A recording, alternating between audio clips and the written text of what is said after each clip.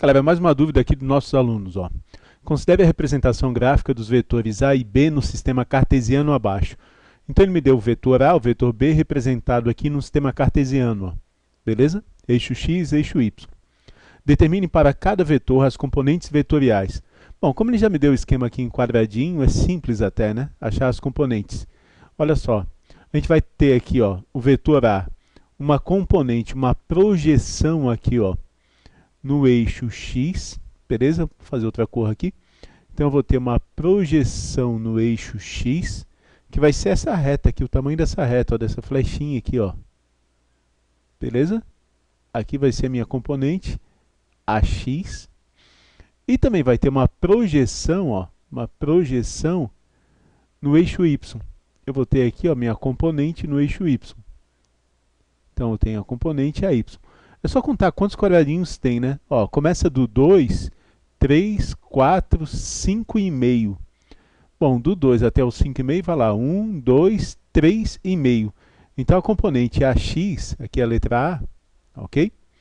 A componente AX tem módulo 3,5, tamanho 3,5.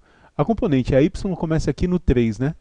1, 2, vai do 3 até o 5. Então a componente AY tem módulo 2. Certo? Já para B a gente vai fazer a mesma coisa, né? A gente vai projetar ela aqui no eixo X, ó. Começa aqui, beleza? A gente vai projetar no eixo X, então vai ter uma componente aqui azulzinha BX. E vai projetar aqui no eixo Y, ó. Vai ter aqui uma componente BY. Ok? E de novo é só a gente contar, né? Ó, BX começa no 4. Aqui dá 1, aqui dá 2. Então, BX tem módulo 2 unidades. E BY começa no 3 e acaba aqui, ó, no 1,5. Então, aqui dá 1, 1,5. BY tem módulo, ó, módulo 1,5. Ok?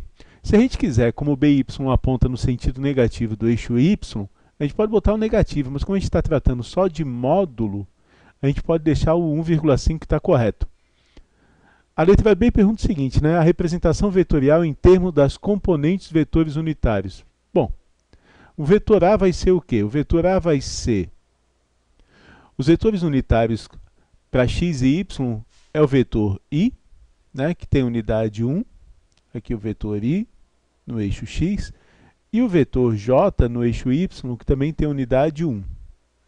Então, o vetor A vai ter 3,5 unidades no eixo x. Então, ele vai ser 3,5i mais 2 unidades no eixo y. Então, mais 2j. Ok? Já o vetor B, né? Ele vai ter 2 unidades no eixo x, então 2i. E vai ter 1,5 unidades no sentido negativo, então tem que ter o menos agora aqui, ó, obrigatório. 1,5j. Ok? E letra C, né? O ângulo entre a direção do vetor e o eixo x. Cara, se eu pensar que isso aqui é um... Ele quer esse ângulo aqui, tá? O ângulo entre o eixo x e o vetor. Vou botar aqui rosinha, vai? Ele quer saber esse ângulo aqui, ó. Tá? Esse ângulo aqui.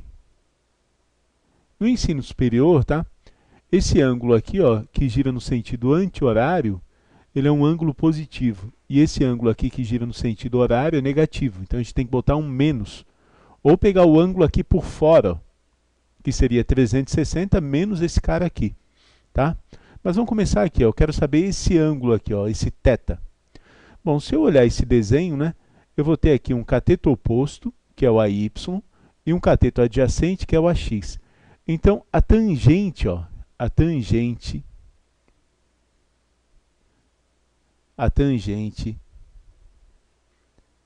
de inclinação do vetor sempre vai ser a componente y dividido pela componente x. Tá? Isso daqui para o vetor A. Então, eu tenho que fazer o quê? Eu tenho que dividir aqui 2 por 3,5. Então, a tangente vai ser 2 dividido por 3,5. Provavelmente isso aqui é um problema de um livro da universidade, né? Porque a gente pode usar a calculadora Então a gente vai ter que a tangente de θ é igual a essa fração, certo? Então θ vai ser o ângulo cuja tangente dá essa fração. Como é que a gente faz isso? Na calculadora a gente põe a operação inversa da tangente, tá? Então fazendo isso, a gente vai ter que θ vale aproximadamente 29,7 graus, tá? Daí é só repetir a mesma coisa para o B, né? Para o B a gente vai pegar aqui, ó, que a tangente de inclinação do vetor B, tá? Para não ficar tudo θ, vamos chamar esse cara de alfa então, vai? A tangente de inclinação do vetor B, vamos chamar de alfa, vai ser a componente y dividido pela componente x, então vai ser menos 1,5 dividido por 2. Daí na calculadora faz lá a operação inversa da tangente, isso daqui vai dar aproximadamente menos 36,9 graus. Ok? Fechou então?